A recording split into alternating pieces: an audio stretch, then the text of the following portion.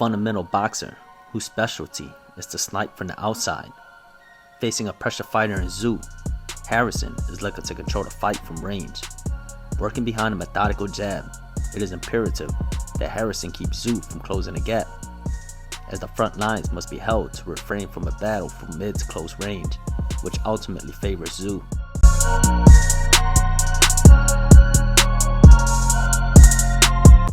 With the hometown advantage, the smaller ring favors Tsyzu. Tim must effectively cut off the ring, take away Harrison's jab, then work his way onto the inside as a pressure fighter. Harrison is known to fade in the later rounds. Tsyzu must suffocate Harrison in the first half of the fight, then take him into the deep waters, forcing him to swim against the crashing waves.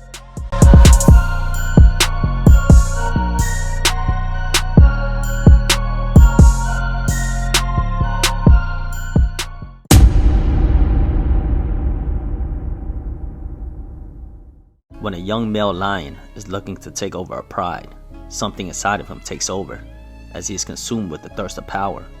Driven by fortitude, he is willing to walk through the depths of hellfire in order to emerge a phoenix.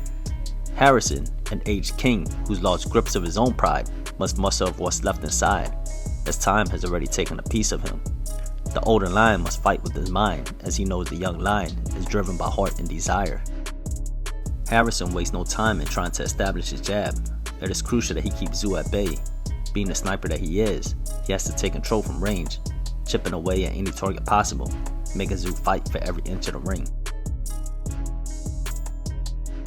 With his lead hanging low, Harrison has clear vision as his guard does not obstruct his line of sight. His choice of weapon is the shovel jab, which comes from Tsyzu's blind spot from underneath, as his right hand is cocked and loaded, ready to snipe. The jab gets to work, as it is crucial for Harrison to hold the line before he starts to let the straight crosses go. With the 1-2, but he just didn't throw enough of them. It'll get more active right now. Yeah, you're right. Not in this round, Tsyzu's not pressuring it enough. He's keeping a little gap, just enough for. But he doesn't want to be on the inside with Tsyzu, and by not being on the inside, he's not very vulnerable. Phase 1 of Tsyzu's game plan is to disable Harrison's primary weapon, the jab. Taking away the jab means stripping away a layer from the distance between the two fighters, leaving less space in between, allowing Tim to set up his power punches. By jabbing from the outside meant that Harrison had to step in. When he did so, Tsyzu would slip and return fire with his left hook.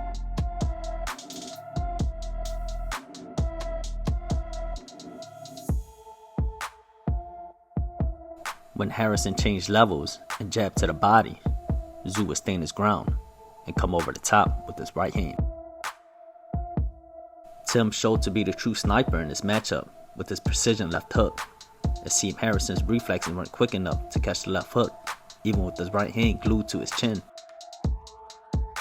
When Harrison was in close range, he thought he was clear of the hook, but Tim displayed tight punching, being able to fit the hook into the tightest of openings.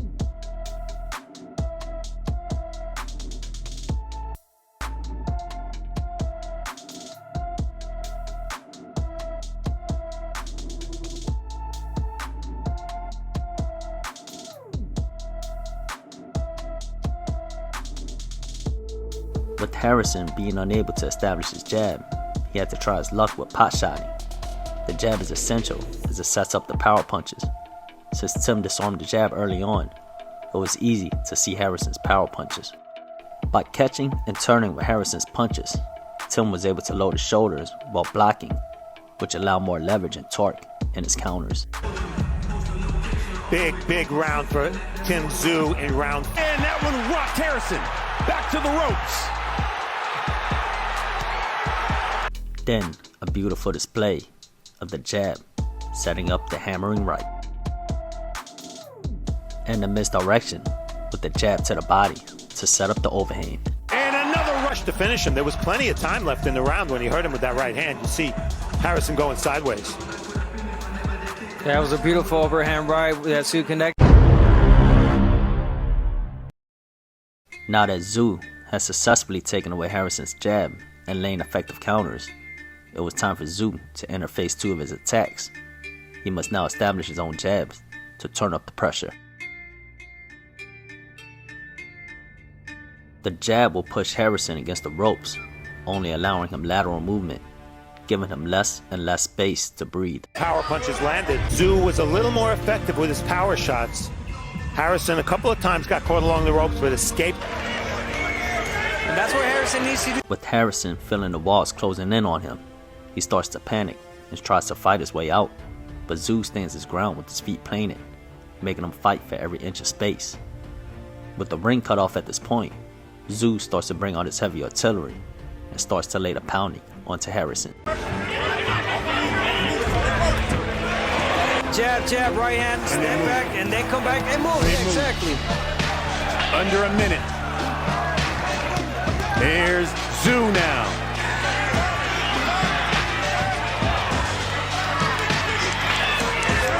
Missed with the left. Price.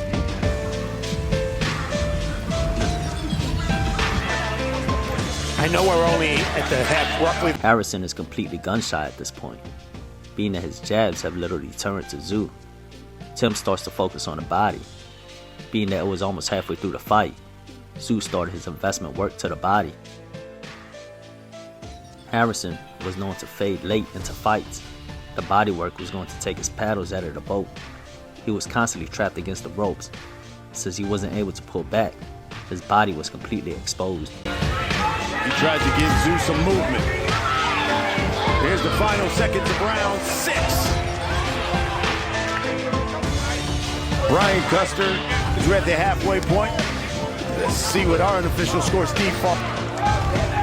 Let's take a look at. Well, for the uppercut, when he leans forward, the uppercut's there. At the time of the stoppage, he was either ahead or even. The young lion showed incredible poise in his attacks, cutting off the ring, using his jabs to push Harrison against the ropes, leaving him little if any room to work with. Changing levels, shots coming in from all angles, never neglecting the body. Tsyzu also showed maturity, as he never forced any punches, but instead waited for the openings to open up. This is a tough spot for him, given how important this fight is to his career. Firepower was on for display for the world to see, as Harrison's ammunition was more of a scratch of annoyance. Even though he was landing some jabs here and there, Tsyzu opted to eat a punch to give a punch. Blow by blow, Harrison was slowly breaking down. His eyes seemed of defeat. He could hardly get off any power shots, nonetheless laying concurrent ones. You could see the fighter Harrison was dying more, round after round. Aim with that jab. There's the right hand. Action from round 7. Again, Tsyzu had his moments where he landed. It progresses. Seems to me that more and more of the rounds include long sports. The damage was taking its toll. The old lion was just fighting to survive after round 7. Tsyzu, sensing blood, picked up the pace, unloading heavy barrages of punches. What most don't understand is, when there's a fighter standing in front of you all night, taking your best shots, on top of that, countering and unloading heavy attacks, it drains you mentally and physically. You're constantly tensed up, never able to relax, with the shadow constantly following your every steps. Tsyzu proved to be too much. When he felt Harrison fading away, he went to phase 3 and started to unleash his onslaught of assault. With the home crowd chanting for the gladiator, Tsyzu had to close the show to feed the bloodlust crowd.